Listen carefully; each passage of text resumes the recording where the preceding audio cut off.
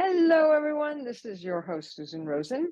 And today I have an old friend who I have not seen for a while. So this is going to be fun. And his name is Dr. Charles Lee. And Charles is going to tell us all about himself and how he has gotten to the point where he is in life, which is he's been doing a hell of a lot. And I'm really excited to be hearing about it. So Charles, over to you. Well, thank you, Susan, and thank you for having me. I've been an ardent follower of your health tips after 50, and now that I've just touched 70, so I'm going to kind of just change the number from 5 to 7. And I'm almost there. You're not much older than me. Well, there you go. I mean, what a ride, what a life, and what a journey, And I want to congratulate you because I love your podcast. I love your topics. Thank you. It takes you through so many aspects of life that we take for granted. And even though I've been a doctor for the last 40 years, I've neglected one part of it, and that is health. And, we always think that people think doctors don't get sick, but you'd be amazed that, especially for me, what life has been and what road I've taken when it comes to health. It's something that we neglect all the time. So once again, thank you for having me. And my pleasure. It's 11:05 a.m. on a Friday morning, and it will be 8:05 p.m. in California. Yeah, it is. Nice. Well, anyway, so this is my hospital. This is my clinic, and I've been in Glen Eagles. It's called Glen Eagles. And there was nothing else in life I could do except medicine. My dad was an engineer. My mom was a teacher. And I remember in school, he used to always put all these, forms to do engineering in UK and all that. And I just pushed it all away. But interestingly, it was the only branch that I wanted to get into and find the tree of life in it. And, being a creative guy, I've always had this creative mindset. And when I graduated as a surgeon, I decided to major in plastic surgery. And, and so a lot of when patients come and see me, when they come and see me, they say, do you put plastic into the face? And I said, yeah, plenty of cornware, Tupperware, you name it. You can choose it. But but plastic surgery or plastikos is the Greek word which means to really mold. And cosmetic or cosmetikos means to adore. So you mold something and then you step back and then you adore it. And that's the whole philosophy of plastic and cosmetic surgery. Yeah. So got my training in the United Kingdom from 3 Royal Colleges of Surgeons. And and I found myself during cleft lip surgery when I was dealing with children born with cleft problems. And it was so much of a reconstructive journey with them to see what they would look like 20, 30 years down the way. So, I bet. And I'm seeing patients I did, Susan, 25 years ago. And they're entering into, I did them when they were 3-month-old babies. And now they're going into college, university, and all that. It makes me feel young. Makes me feel young. Well, and it makes you feel like you're here for a reason, Well, yeah, that's true. But sometimes journey of life is not just professional, but no, of course not. Yes, and and what I've gone through, I've always believed that until you get to the top of the mountain, Susan, once you cross over it, you'll see the other side a lot more better. But unfortunately, the other side of the mountain is when you get to 70. If you're lucky. If you're lucky, don't forget that part. That's part if you're lucky. I can shake hands. Well, that's been my trade for the last 30, 40 years. I'm in a place called Sabah, which is East Malaysia, and also known as the Borneo Island, North Borneo. Oh, yeah. Yeah, so I came here like 35 years ago to start the first department of plastic surgery.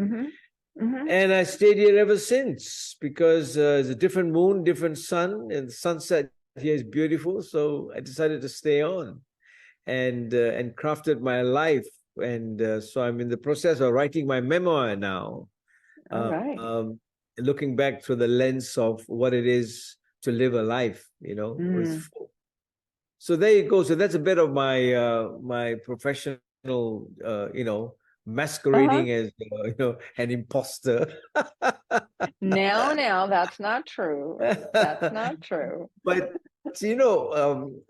when I look back, Susan, and we're talking about, both of us are podcasters, and I want to congratulate you for your journey in podcasting. Thank you. You too. Back at you. In such a joy, isn't it, to meet so many people along the way and interview and see their journey, and Yes. And yes. I just get. I mean, yesterday I was talking to was it yesterday or 2 days ago, with an top class writer, a memoirist, who is in America, Marion. Yeah, and it's amazing that you get so you see another facet of life.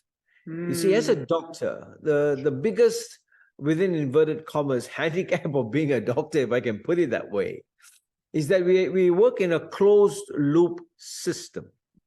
In other words, you go to work, you come back, you go to work, you come back, and that's all it concerned for 40 years. Every conference I've been to is a medical conference.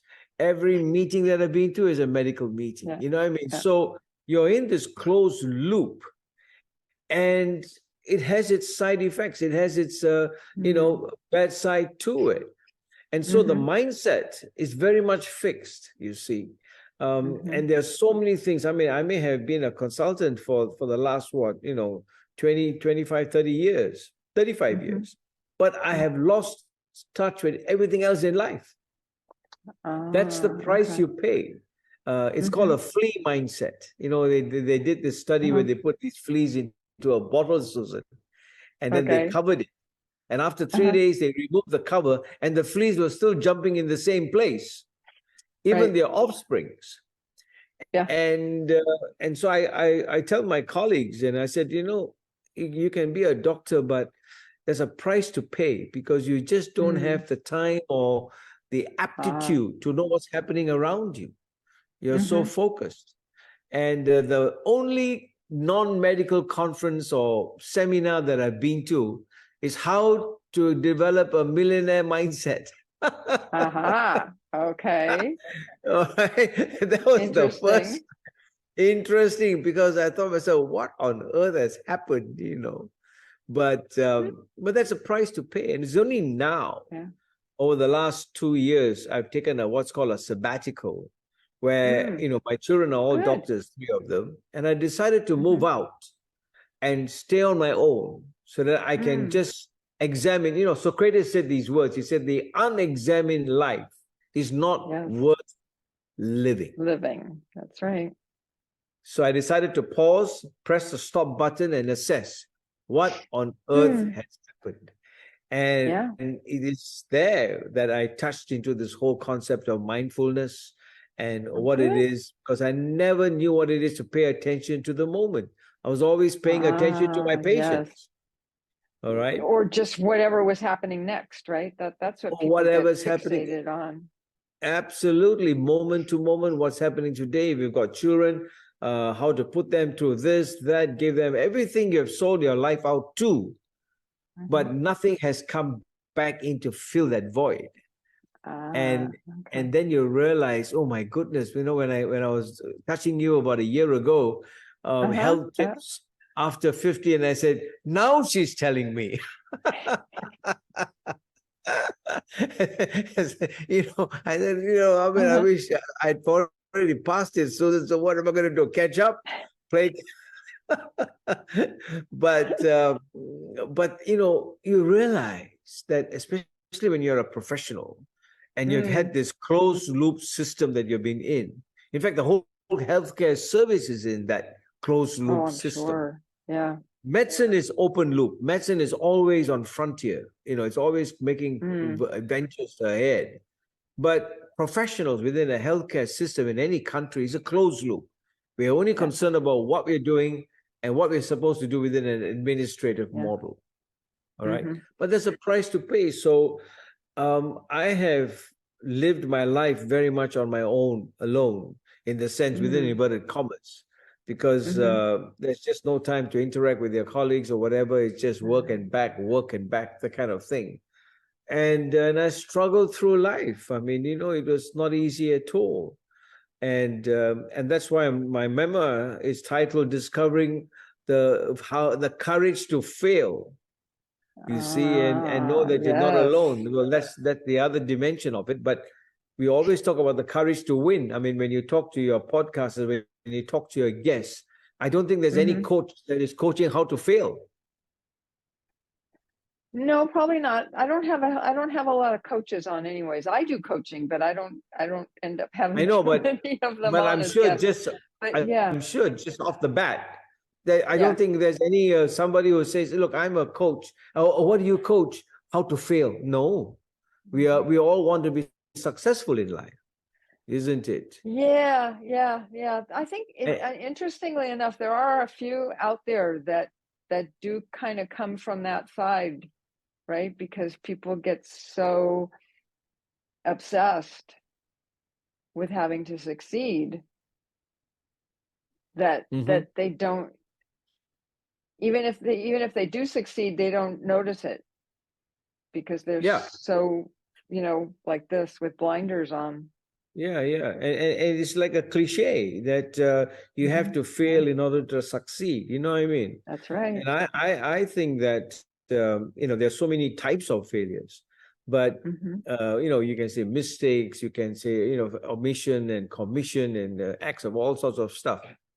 But to really fail in life is where you have missed the mark, where you have an opportunity to do well, and you didn't have the effect of people around you to nurture you to succeed. You see, and I think that's the price. I mean, I'm talking about my own life. Growing up, I mean, I used to bring back my report cards, and my dad had to sign it, and there were all D's and E's and F's, in red, and when I think about, going back how many years, 60 years ago, it would have been great if he had said, now listen, this is all part of life. The reds will become blues, and, and you would have gone instead. Or I used to hide behind a wall, Susan, to see. Yeah, at 6:30 in the morning when he comes down and has his tea, and hopefully that he will sign it so that I can take it back to school and give it, and all I saw was the report card being thrown across the floor of the hall. Yeah, and I grew up with that, so there was always this, not good enough kind of feel. You feel like a failure in life, and it was really such a struggle, And today, when people say you're a plastic surgeon, they think that it has been a life of cozy doozy boozy buzzy, like budgerigars on a perch, that kind of stuff. Oh, it's cool, man. Yeah, but they don't know that there's another dimension to life and the cost of it. Yeah, sure. When you talk about business and you talk about stuff like that and failure, they always say are stepping stones to success. But I've always said that success is not what you get, it's what you become. And interesting. And that is very important, because when I see people talking about leadership and they draw squares and circles with all those lines in it, and I say, well, let me talk to your wife or let me talk to your children, because there's so much bandied out in the marketplace about leadership today that it's hard to know the truth, you see. So I feel that we have to redefine failure. I like that. Because when you redefine failure, only one word comes up with a capital A, and that is your attitude towards it. You see. And once you get out of that fixed mindset, that's why I'm writing a book called another one called Mind Flow Ergonomics. Because Okay. I've been in this world of fixed mindset for as long as I know, 40 years. Fixed, closed loop. And so mind flow is where you're in a state of flow. You're always growing, you're always progressing, you're always learning. And, that's right. and the key to that is what I call creativity, because that to me, I hear a lot of people bandying it around as if it's a cliche word today, buzzword, creativity. But I look at it as a currency. Just like if you go to Europe, they have a Eurozone and the euro dollar can be used in any. So in the brain, for me, it's a currency, Susan. Creativity that interplays with all the different zones in the brain. And you use that creativity to come up with novel ideas that can be converted into something in the marketplace. You see, which is the birthplace of innovation. So there's so much going on. And I feel that this is timely to assess our lives as senior people in the marketplace, to tell the young people growing up, entrepreneurs, that you need to redefine what failure is. It's not just making a mistake, because now with the whole coming in of this dimension of digital transformation, AI coming in and all that, people are losing jobs. So whether you are not braced for failure or not, it's coming. And so we need to really rethink and the place of it. And that is so important. So there you go. When I think of, I remember my Form 6, which is higher school certificate, just before you get into university. And I remember, I'll never forget the place, the date, the time where I was standing next to the phone waiting for my results, because that would get me into university. And I knew that I wanted to do medicine.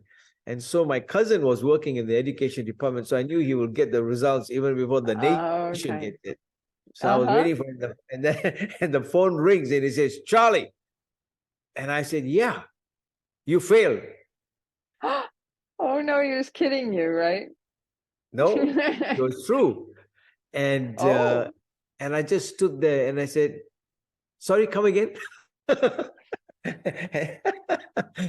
And that's why when I talk to my trainees or doctors or interns, when you hear that voice and someone over the phone tells you you have failed and all your hopes and dreams get thrown off the rails, that is where you want to be, because it's from that part of broken glass that you start to pick up the pieces.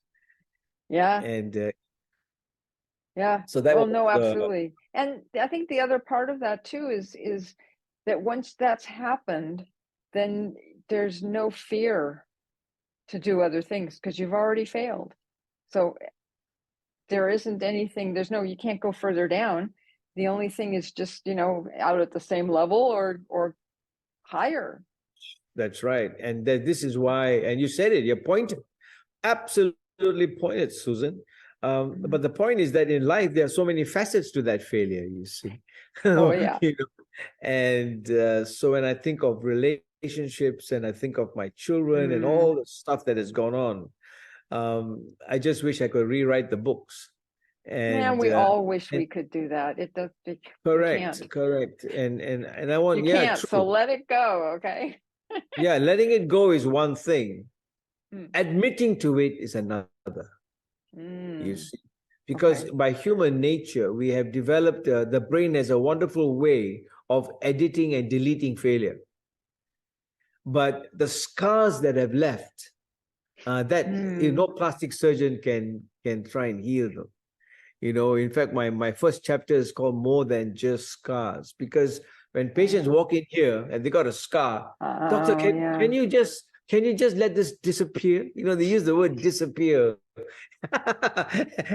And I say, the only thing I can disappear is you, that kind of thing. But it's a telling when you are open and vulnerable and willing to talk about those moments where we all could rewrite the chapters. But the point is that we need to rewrite it for ourselves first. And I realize that, you see, that if you don't rewrite it yourself first, Susan, you take it to your grave, And I think Maya Angelou said it best when she said, the greatest agony is a story untold. And when you do that, and I'm sure when you reflect on your life, and all of us do, we all want to be noted and successful, and and be able to teach other people how to walk and how to live and all that kind of stuff. But at the end of the day, for me, it's being honest with yourself, because truth can be so evasive, So as human beings, it is our nature to edit it and forget it and let it go, like you say. Let it go. Letting go is one thing, but how not to let it happen again is another. And that takes humility and, no, that's true. I guess where I'm coming from with saying let it go is that if you hold on too tight to it, then you can't move on either. Absolutely. Right? So the thing about letting it go is to say, yes, I understand, and that happened, and now on to whatever's next, right? True. Absolutely. And for me, the feeling that I have, because I've done some really stupid things in my life, believe me, is that at bottom line, I'm okay. I mean, that's how we all are. We're all made the same way, and we're all okay, really. It's our own thoughts that start thinking about how screwed up we are on this and how we should have done that. And, and True. It's all up here. It's not reality. Yep, absolutely. And I find that the only way you can free yourself is to write it, which I believe right now that it is the single greatest portal of self-discovery when you write it. Because once you start writing about it, it sets you free. And you realize that, I mean, I've been on my own now for 2 years, and it takes a while to go back to those areas and places where things didn't turn out very well. And an amount of trauma, but I write it, Susan, because it's my truth, you see, and nobody can take that away from you. So there you go. So there you go. So from a fixed mindset, I'm talking about mind flow today. And the other word that I've coined with it is called ergonomics, mind flow ergonomics, which we use a lot in plastic surgery. How do I operate? How I operate, for example, some cases can take 8 hours, some can take 10 hours. And how do I still stay sane and still hold that in my hand? And standing up. And so ergonomics to me is the key. It's an engineered system. It's an ecosystem within you where you're able to use your energy, but at the same time, don't burn out. You see, and to me, that's really, really the key. Ergon meaning work, and nomics meaning no more. So the laws of how to work, energy conservation. And I believe that's the key to high performance today. Everybody wants to perform, but they burn out by the time they come to the end. I mean, that's how I felt recently, 2 years ago, when I put my children through, and I realized I just needed to get out. You want to run away from the system. You know what I mean? And that's really a sign of burning out. And I didn't know that. So there you go. Quite a journey. It is. So tell me about your mindfulness that you're starting, the marketplace mindfulness. Yeah. So what happened was, when I realized that I had reached a kind of a dead end, and I needed time for myself, because all my 3 children are doctors, and life had just gone like that. And I knew that I was coming close to 70. I just wanted to think, what's going on? That kind of question, what's going on? Right. In fact, 11 years ago, if I can take you back to the story about it, and I was going to take my 2 boys to England for a holiday and that kind of thing. And I had put on some weight, which I've done now. And that's why your health tips are pretty cool.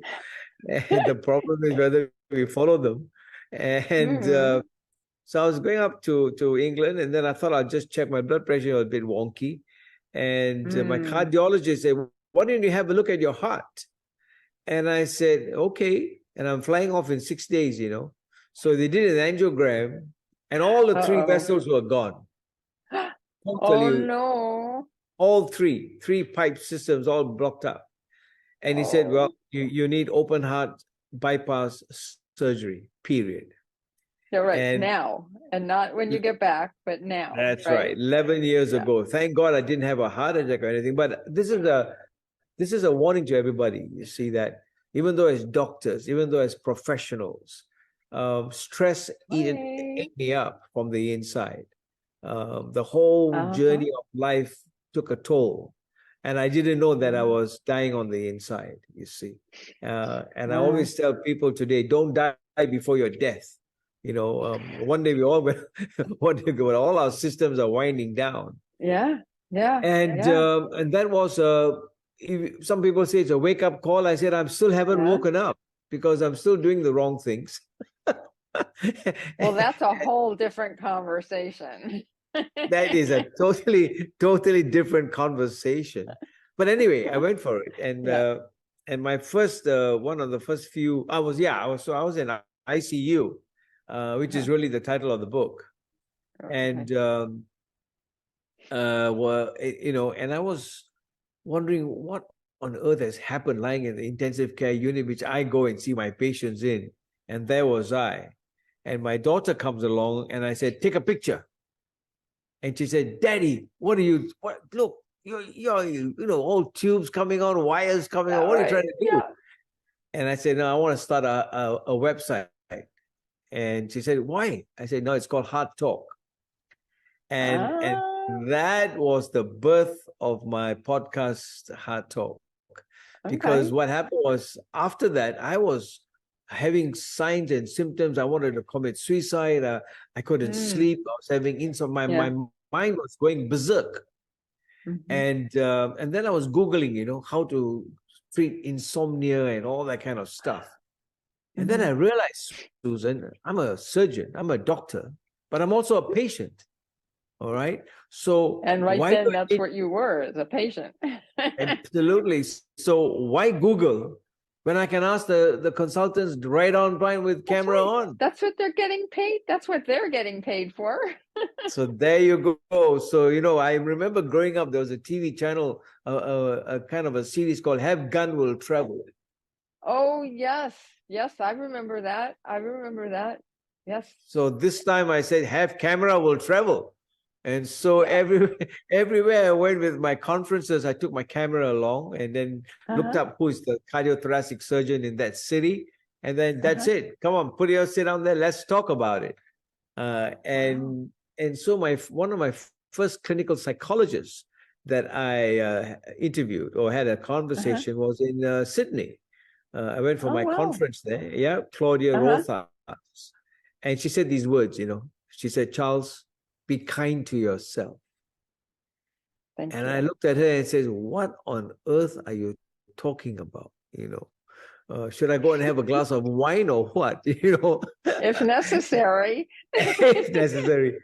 And you know, Susan, till today, those words have never left me because we don't know. I don't know how to be kind to myself. What does it mean? Order a McDonald's or what? Everybody's got their own thing, right? It's a whole world of being kind to yourself. In other words, you know, when you go through a trials like this of health crisis, financial crisis, all that, it's all about you and me. It's about yourself. And I was picking up. I had nobody to help me. I just after surgery, I had a pillow, and that was my best friend. All I could do was hug the pillow. Every time you cough, you got to hold that pillow. Oh, yeah, I'm sure. Yeah. And that was my love of my life, was my pillow. I'm going to write a book about my pillow. That's a good idea. It's a good idea. I tell you, pillows don't hurt you. But, you know, when I look back, Susan, you know, mirrors do not lie. And shadows never leave you.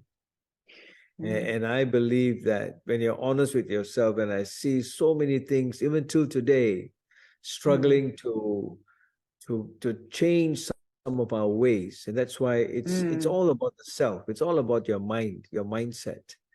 And so what happened? I left, I came up and stayed on my own. And then while I was shaving and all that, I was listening to Spotify. And everybody was talking about mind, this mindset. What,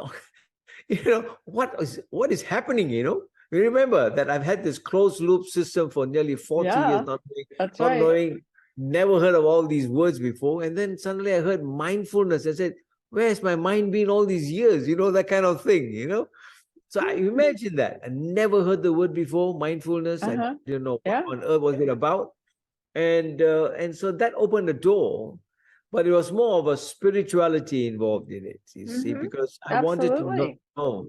I wanted to know, I was doing surgery with a neurosurgeon, and I was called in to do a scalp rotation flap, to close. He had taken out a part of the skull bone or something like that. Okay. And I was looking in over his shoulder, and he was there taking out a brain tumor the size of a golf ball. Oh my God. And then, so while he was working on it, I said, what's that? He said, oh, that's the brain tumor, Charles. And then I said, where's the mind? And he looked at me and said, what? It's what? Floating around inside. It's whooshy. And it's interesting, Susan, and I'm sure you would agree. Brain I can hold, I'm trained. All right. Mind. So where everybody's talking about the mind, nobody can, you just don't know what's happening. They talk about the mind, body, soul connections. I said, hey, tell me where it is, So when I started to go into the depth of mindfulness, the spiritual side of it, spirituality part of it, I connected with 14 international speakers and authors across the world. Oh, wow. And I said, you people are writing books. It's about time you start talking about it. And a lot of them have been talking about it for decades. I don't know where you've been. I know. And well, that's why I said I was in a closed loop system. Yeah. But having said that, I decided to become the founder of the Asia Pacific Consultation on Marketplace Mindfulness. You see, you can talk about it, but at the same time, bringing minds together was my calling, you see, because I wanted to know what on earth is going on. So, so that led me to launch what's called APCOM, and I did it because I wanted to learn. You see, because everybody has a concept of mindfulness, but for me, I learned as the founder of this APCOM, Asia Pacific Consultation, I realized that paying attention to the moment, there's power in it. That's right. And I think that it's easy to talk about it, but live it. Absolutely. And that's a different score altogether. So when you challenge yourself, and for me, what happens because of the spiritual side of it, sanctification goes on in that moment. You become more pure in your mind, in your thinking. You're healthy. Exactly what you're doing. Healthy tips after 50. Yeah. But it's really every moment in time. What are we thinking? What are we eating? What are we breathing? What are we doing? Is it healthy? Is it good for us? So it's an easy awareness. to talk about. And it's awareness of everything. Absolutely. It's a pursuit of awareness, self-awareness, thinking of what's happening at the moment. And it really breaks you free when you realize that, so I've always said that we are a product of our choices, not a byproduct of our responses. So when we choose the right, make the right choice, you're on the right score. So that's how it started. That's how it started. And we had the first one, the beginning of last year. And last year, right? Last year, 2022. And in fact, 21 years ago, I had a calling, and that again was an Asia Pacific Consultation on discipleship, you see. So I've had those callings all through my life because, and the reason why I stepped out and did it is because I wanted to know. not somebody else. I was not going to give it to anybody else to do it. I wanted to know.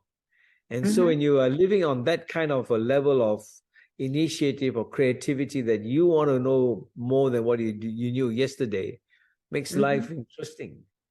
And and that's how I found you. I wanted to know. I was always here. I mean, I don't know. Well, it's only a matter of time how we meet one another. I mean, there are so many of our podcast, guests that we just meet them, and they've been there all the while. And so there you go. So those are the consultations I've done, and I'm working on my memoir, and I'm writing up about this mind flow ergonomics, which I think is a powerful ecosystem that we can develop, because I talk about these 7 zones, creative zones in the brain. Okay. And I never knew they were there. And it's only when I started to open up mindfulness and think about where the mind works. And it starts with creativity. So for me, all of us are outstanding intellectuals. The question is, how many of us want to become geniuses? When we talk about a genius, we always think of Einstein and all those kind of people. Right.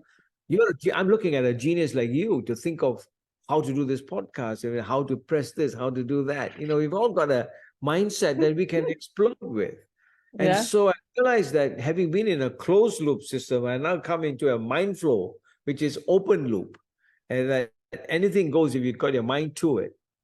And ergonomics is, how do we conserve our energy in the marketplace so that we do not burn out? There are so many health professionals who are burning out, mentally exhausted. I mean, COVID had a good test of that. And we were frontliners and all these young interns working full time. They just got tired out.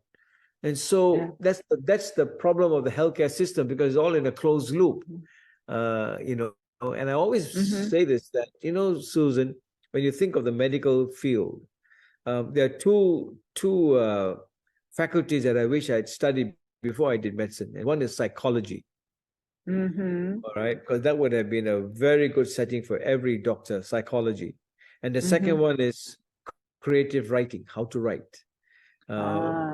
Because at this stage in my life, I find that when you talk about mindfulness and the psychology and the cognitive thinking about the mind and the brain, we all have the brains to become doctors, but we don't have the brains of how to handle life. And, and to me, that itself is a huge dimension, So if we can... absolutely. I mean, look at the history of personkind. I'm not even going to call it mankind, but, I mean, for hundreds and hundreds of years, they keep having wars. They keep having all of these other things. If they were really conscious, absolutely, they wouldn't be doing that.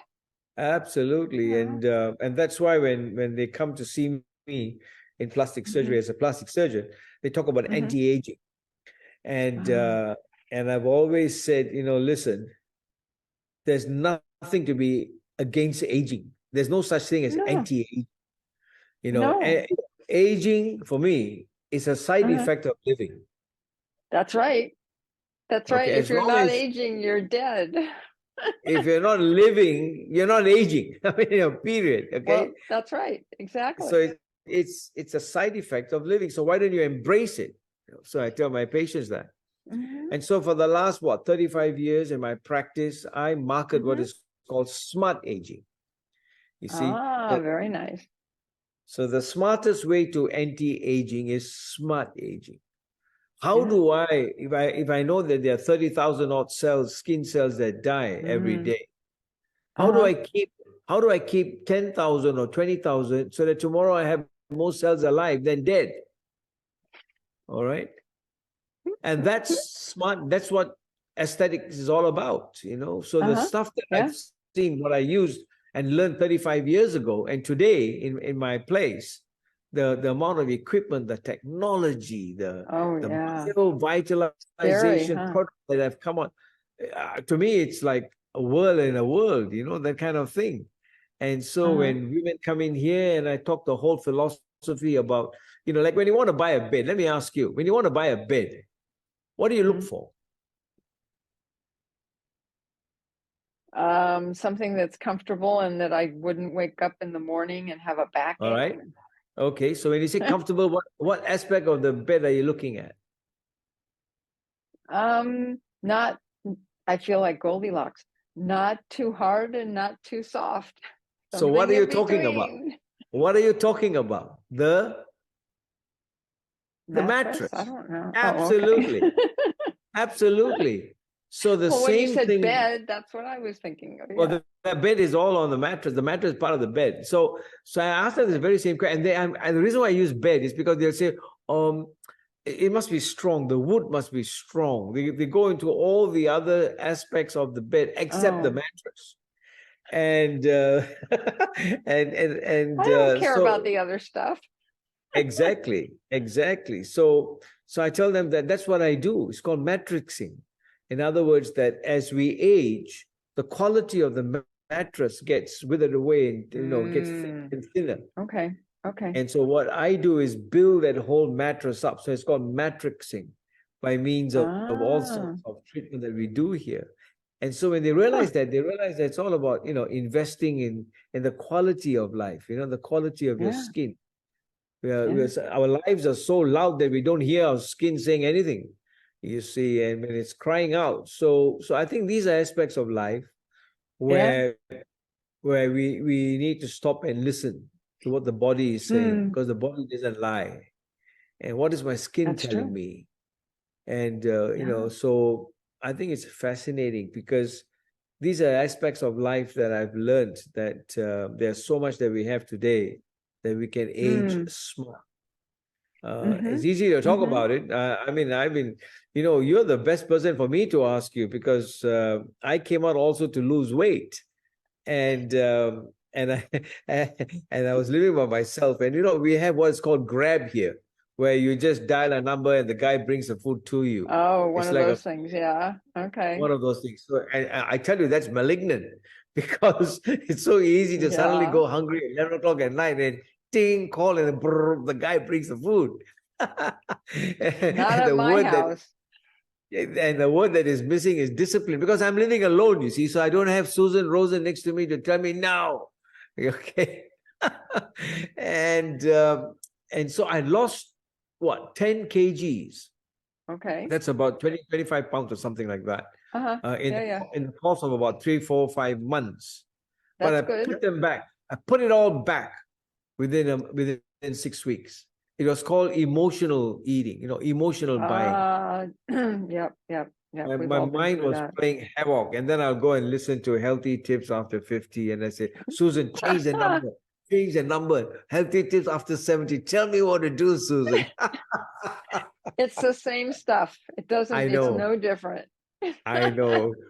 And I wish somebody will come up and say, healthy tips for a mind after 50 and a mind after 70, because it's the mind that plays havoc.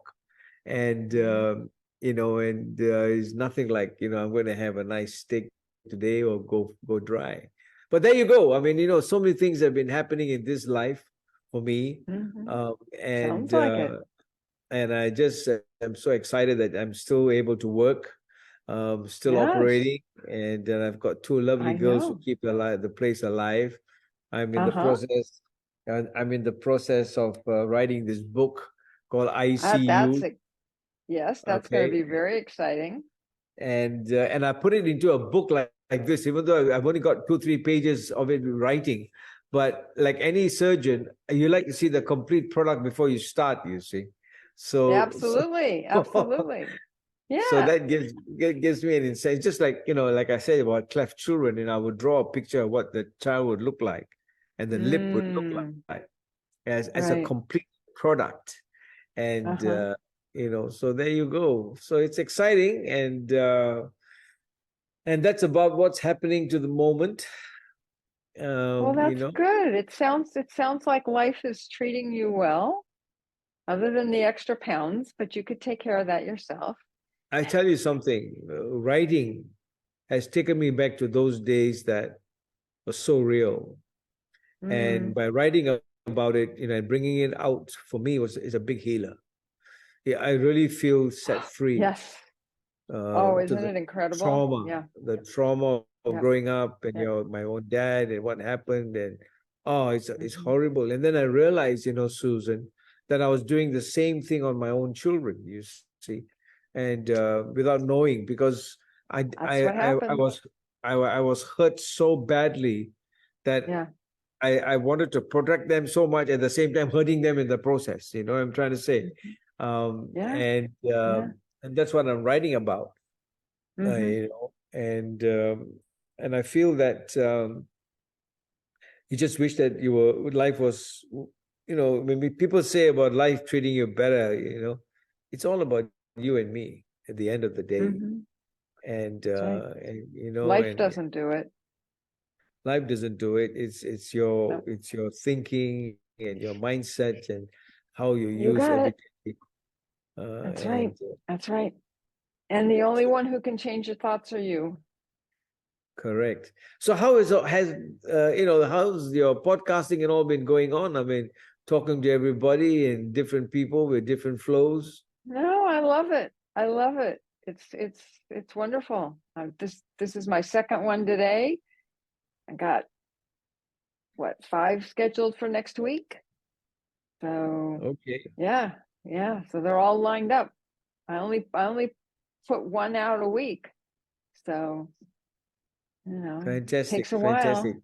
Yeah. It takes a while, and people don't realize it, the amount of work that goes into it. Yeah. When I I kind do of have it. my Yeah. No, I you'll was be going to say amazed.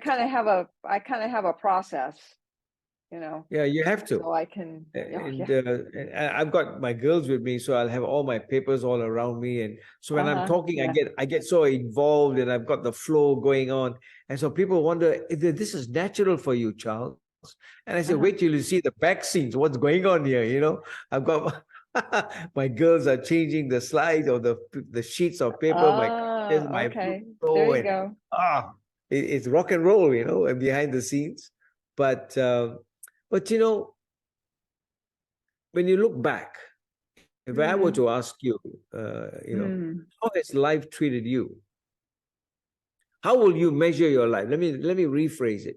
How will you measure your life?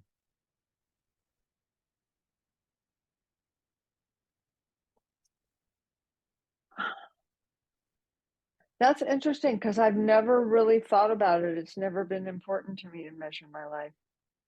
It's not something I think about. Um, I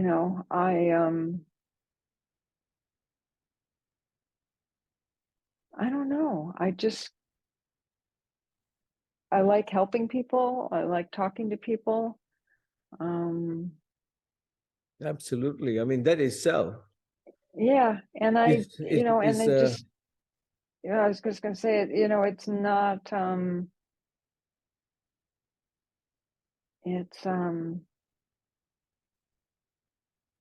don't know. When I was younger, I was, I was go, go, go, and I was working full time, and I was managing absolutely. people, and, all of that kind of stuff. And then and then for numerous reasons, which I won't necessarily get into here, I, I, got totally overwhelmed with life and just had I don't want to say a breakdown because it wasn't that. It was just like all of a sudden I was just overwhelmed, Yeah. and Same page. things happened, and and Yes. my mom passed away, and I got laid off, and all within a month.